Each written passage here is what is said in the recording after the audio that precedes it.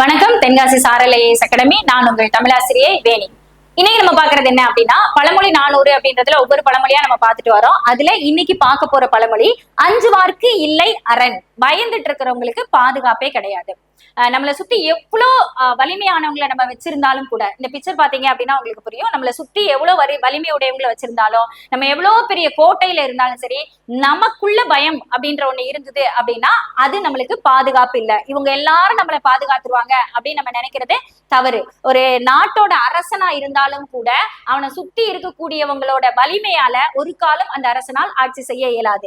அவன் மனசுல பயம் இல்லாம அவனுக்குள்ள பாதுகாப்புன்னு இருக்கு இல்லையா? சோ ஒரு நல்ல மன்னனுக்கு பாதுகாப்பு என்பது, ஒரு நல்ல மனிதனுக்கு பாதுகாப்பு என்பது அவன் பயப்படாம அவனோட பாதுகாப்பை அவனே வச்சுக்கிறது தான். இந்த மாதிரி சுத்தி இருக்கிறவங்களோட பாதுகாப்புல அவர் வாழ்றதுன்றது அந்த மன்னனோட பாதுகாப்பு இல்லை அப்படின்றது இதோட பொருள்.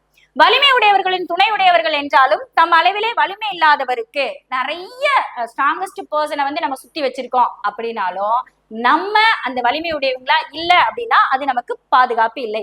வலிமையை பெய்து அவரை புகழிலே நிலைவருத்துதல் எவராலும் ஆகுமோ.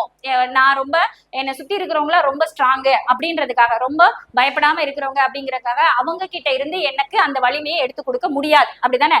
எவராலும் ஆகுமோ? ஆகவே ஆகாது.